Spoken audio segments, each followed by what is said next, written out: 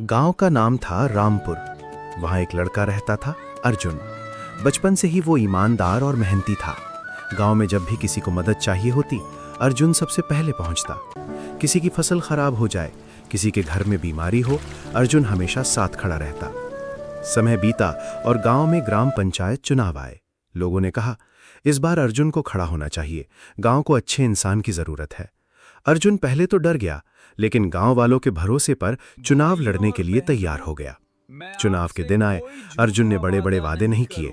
उसने सिर्फ इतना कहा, मैं झूठ नहीं बोलूंगा, जितना कर पाऊंगा उतना ईमानदारी से करूंगा। गांव वालों को उसकी सच्चाई पसंद आई और अर्जुन चुनाव जीत गया। सरपंच बनने के बाद अर्जुन ने बहुत काम किए। टूटी सड़कें बनवाईं, स्कूल की छत ठीक करवाई, गांव में पानी की नई टंकी लगवाई। लेकिन उसने कभी सरकारी पैसे चोरी नहीं किए। इसी वजह से कुछ बड़े लोग उससे नाराज रहने लगे, क्योंकि उनकी कमाई बंद हो गई थी। 5 साल बीत गए। फिर चुनाव का समय आया। इस बार अर्जुन के सामने एक अमीर आदमी खड़ा हुआ, राघव। उसने गांव वालों को पैसे बांटे, दावतें दी और बड़े बड़े झूठे वादे किए। अर्जुन ने फिर वही कहा, मैं सिर्फ सच बोलूंगा।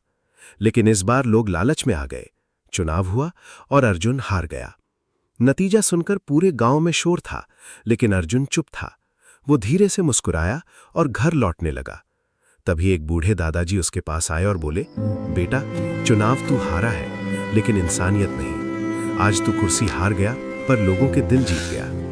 अर्जुन की आंखों में आंसू आ गए। उसने आसमान की तरफ देखा और मुस्कुरा दिया। कुछ महीनों बाद लोगों को राघव की सच्चाई पता चलने लगी। गांव के काम रुक गए, भ्रष्टाचार बढ़ गया। तब पूरे गांव को अर्जुन की ईमानदारी याद आई। एक दिन गांव के बच्चे अर्जुन के घर आए और बोले, भैया, अगला चुनाव आप ही लड़ना। इस बार हम किसी झूठे इंसान को नहीं जिताएंगे।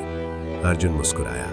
उसे समझ आ गया था, सच्चा इंसान कभी हारता नहीं, बस लोगों को उसकी कीमत समझने में समय लगता है।